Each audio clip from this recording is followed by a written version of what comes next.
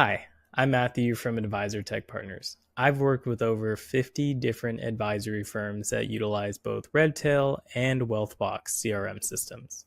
At Advisor Tech Partners, we help financial advisory firms implement the industry's best practice management, workflows, and automations to their firm. We believe that this information should be available to everyone and not hidden behind a paywall. So if you enjoy this content, please feel free to subscribe below and also give us a like and share our content with your fellow people in the industry.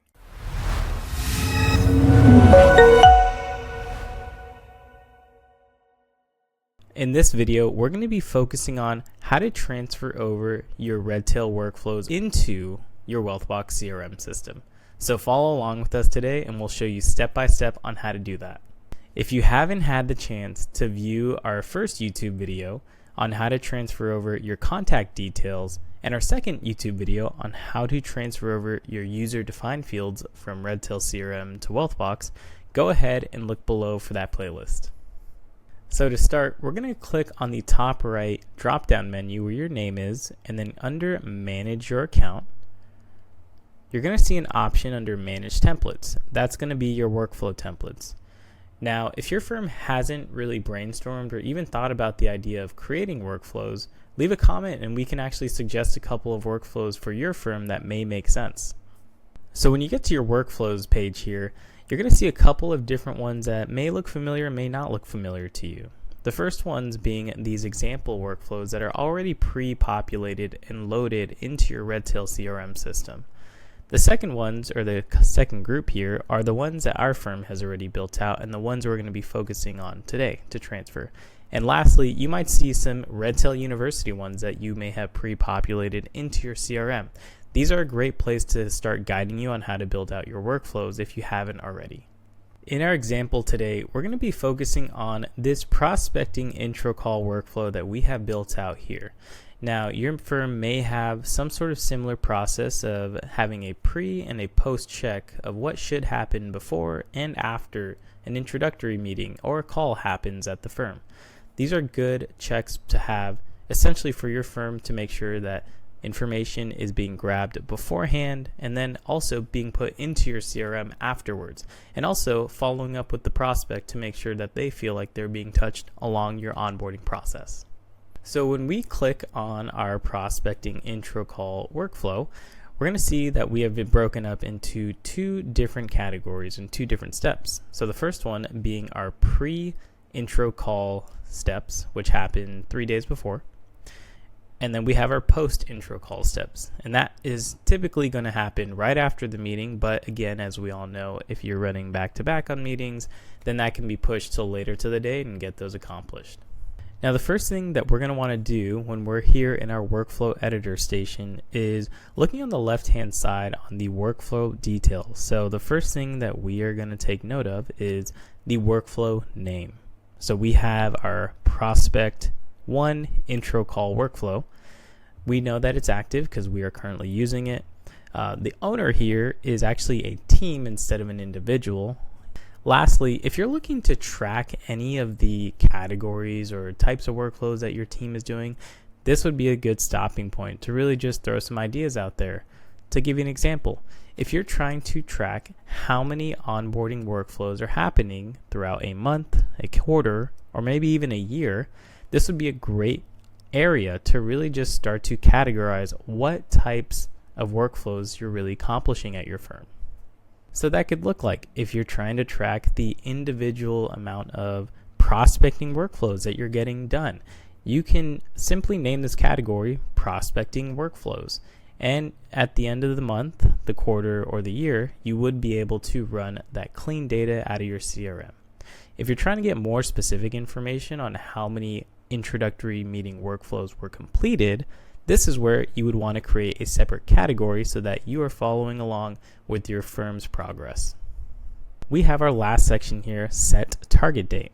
Typically with your onboarding meetings, and especially any other types of scheduled meeting like your annual reviews or your check-in calls, you'll find that the number of days that you'll want to have this complete is on the day of.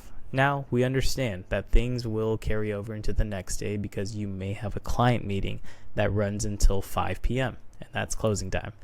But for the sake of simplicity and knowing that most of the time these meetings are going to be running earlier or maybe in the middle of the day, we suggest setting your target date to day 0 after creation date.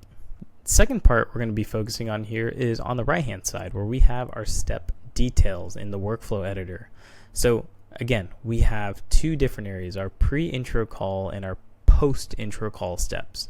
So our pre-intro call, we wanted to set a target date of at least 3 days. So we want these things to happen 3 days out, again giving us a good lag time just in case there's something urgent that inevitably will always come up. So we see in our first pre-check that we have 2 individual steps that should happen on that same day. So we have a social media check just to do some background information on the prospect we're going to be talking to before our intro call. And then secondly, we have a website check. Internally at our firm, we love to get to know the client beforehand and really just prepare ourselves on who we're going to be meeting with. So we do a little bit of a background check. And again, if this isn't something that your firm is doing, maybe you should start implementing a social media check on a client or a prospect just to make sure that you know what's going on in their world. Our last section here is really just the post follow-up and what we should be doing for the client or for the prospect. So first of all, we're going to be seeing that Redtail tag groups should be input after the meeting. So this is assuming that you are typing up your notes and hey, maybe you have a client who's an avid golfer and they just happen to mention it during your intro call. That would be a great area to start tagging your clients and their interest and putting them into that golf tag group. So our next task within this area is our Redtail UDFs, and that's just really gathering any information. Like if your firm has and works with a lot of either pre or post retirees, you may want to know which of your clients are taking Social Security. If you have a financial planning software, that's where you may reference it. But if you're trying to gather data on all of your clients and you can't run that through your financial planning software, your CRM system is a great place to build out that UDF and really start tracking that data. So now that we've gone over what our steps are and what our tasks are in our CRM, we're going to be transposing that over into your new CRM in Wealthbox. So first of all, I'm going to go ahead and click on the Workflows tab on the left-hand side. And towards the top right green button, you're going to see this little gray text called Manage Templates. So we'll click on that. And here, you're going to see you have a couple of different options. So you can either view the templates and workflows that you've already created, and you can also add. So that's what we're going to be doing today. We're going to be adding a new template. So first of all, we will go ahead and click Add Template. And again, transposing this information over from Redtail, we will go ahead and copy the workflow details name, paste it, and it's going to ask you, is this a sequential or non-sequential workflow? Now the difference is if you are dependent on step 1 through 5 to happening in that order, this is going to be a sequential workflow.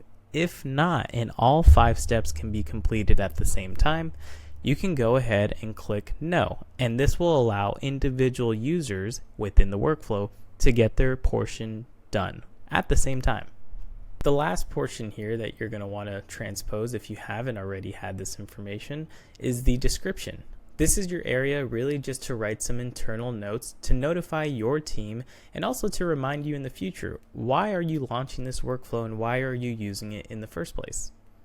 So we just went ahead and typed out a brief description as to why we're launching this workflow. And again, if it helps you, you can put some pre-populated information in here. Maybe you have a checklist or maybe a couple of different items that another team member needs to input into this field before actually launching it. That can be a good check to make sure that if you're looking to open up accounts or maybe do some other type of account servicing, you can properly give your CSAs and your operational folks the proper information and they can run with that. So now focusing back into building out your workflows, the 2 major differences that we see with Redtail workflows and Wealthbox workflows are there's no need for different types of steps. Really, what Wealthbox workflows are tasks, and they're all tasks that fall in a sequential order. Wealthbox makes it extremely easy to build out workflows and to really start mapping out your outcomes. Now, as we all know with Redtail, there are some faults, but there are some pros too. Redtail workflows actually allow you to do a little bit more customization and automation on their workflows by launching specific tasks and triggers when a step is completed or an outcome happens. So when we're transposing these step details over into our Wealthbox CRM, we're not going to be taking these step details. We're actually going to be taking the task details and transposing them over into your CRM.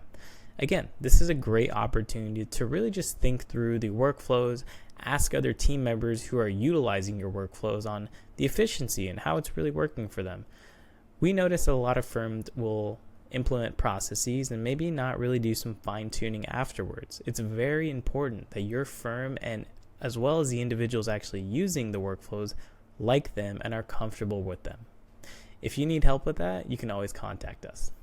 So a couple of different key areas that we're going to want to check up on here on when adding workflow steps. So again, steps in Wealthbox are essentially tasks in Redtail workflows. So you'll see here that this is an individual step, and over here on Wealthbox we have our workflow step, but just think of it as a task. These are individualized tasks that get launched and get sent off to individuals within your firm. So we already went ahead and added our step name. Next, we're going to want to make sure that we're either starting this based off of when the workflow starts or when the previous step is completed. So typically, we see firms really do the best work with when the workflow starts as the first step on when it's based off of, and then everything afterwards should really just be based on when it's completed. I'll give you an example. If a client is creating and maybe wanting to do some beneficiary updates, we can't set a target date of when that should be updated until the client has signed.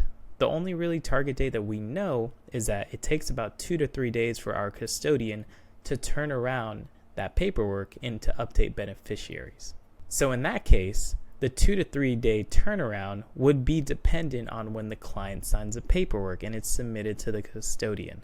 That would be a perfect example of when to actually add a previous step completed and when that target date should be based off of. Next, we have our due dates. So due dates for this specific task. So in our case, again, we see that this step, all of these individual tasks in Redtail are due 3 days before the target date.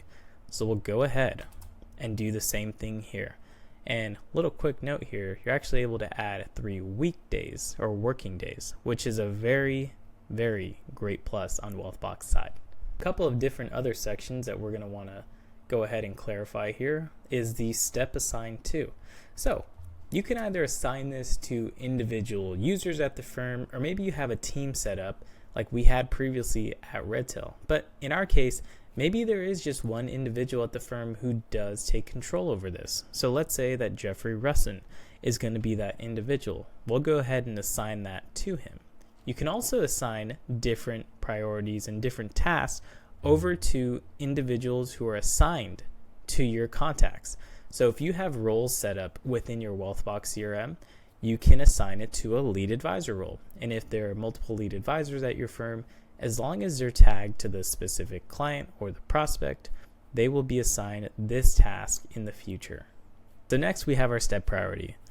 So if we wanted to categorize, is this a really important thing, a not so important thing, or just right in the middle, I would say it's a pretty important thing, not such a high urgency, but it is definitely something that needs to be addressed within the day or two. So we'll go ahead and set that as a medium priority. Right under step priority, we have categories. And again, great opportunity to start tracking really just the different types of things that are happening at your firm. From a metric standpoint, if you're looking to track how many account openings have happened, how many follow-up emails have we been doing, how many phone calls, this is a great opportunity and really just a great place to go ahead and start customizing the different types of workflow and step categories in your CRM. In our case, since this is a very quick check and not something we're looking to track on how many advisors have done social media checks, we'll go ahead and leave this as uncategorized as of right now. And lastly, we went ahead and copied and pasted over our description from Redtail CRM over to our Wealthbox CRM. So we'll go ahead and click that green button, Save Step. And now we have our first step completed in our Wealthbox intro call workflow. So we'll go ahead and do the same thing and start importing over all of your steps and your tasks from Redtail into Wealthbox, and then we'll show you here what it should look like once it's finalized. Great. So now that we're done transposing all of our Redtail tasks over into our Wealthbox workflow steps, we're going to want to go ahead now and start focusing on outcomes. So to give you an example, what an outcome should look like in your Wealthbox CRM, essentially, if you know that there are multiple steps, or maybe this is a sequential following of there's only really one outcome here, you can simply just name it complete and then what you actually completed in this step. So in our example, we did our social media check. So we'll say social media check done. And we'll go ahead and make sure that the outcome is going to a step for the next check. Now let's say you actually did have another type of outcome that needed to be built out. You're going to want to do that under the outcome you just built with this blue button called Add Another Outcome. So we'll go ahead and click that blue button there, and we'll just paste what that outcome is. So let's say that you actually do need a second opinion on the firm's information you were just reviewing, or maybe the prospect. This would be a good area, and maybe you have a step really built out into your workflow, or maybe it's actually restarting the workflow and you need to go back to the very beginning. These are the different types of functions that you have and are able to build out with outcomes in Wealthbox. So now we'll go ahead and start building out all the different outcomes that are possible at each step and each phase of our workflow here, and we'll check back in with you once you're done building that. The last thing that you're going to want to do is really just check to make sure that the language makes sense in your new CRM. You may have information in there and words that may be outdated. Like in our example here, we see that the step is actually called Redtail UDFs, or Redtail Activity Templates and Workflows. We were going to want to go ahead and edit that step with the second button here and getting over and changing it to Wealthbox, because that'll be your new CRM system. And finally, on your very last step here that you have in your workflow, we are going to create that final outcome. So let's say we are done, we have launched any relevant activity templates or workflows. The outcome that we're going to want to choose is complete workflow, and this will finish off the workflow. Everybody will be done with their assignment, and now you'll be able to start tracking and really moving your firm's progress along in a very orderly fashion. So now you can focus on the success of your clients, your prospects, and really elevating the client servicing that you're able to provide. The last step is to go ahead and click Save Template. So just to review, we went over how to identify and where to grab your workflow detail information in your Redtail CRM, how to start setting up a really good template over in your Wealthbox CRM, and how to transport over your Redtail tasks into your Wealthbox steps. Additionally, we did just touch a little bit onto how to build out those outcomes, and look for a future video where we're going to be explaining more into depth how you can really manipulate those outcomes and really just build out the best workflows for your firm. If you guys had any other discussion points or maybe some other questions that had came up along the journey here in our video, please feel free to type those out below, and we'd be more than happy to respond to those. And hey, if you feel like you could use our services in really building out the best processes for your firm, please feel free to book an intro call with us in our link below.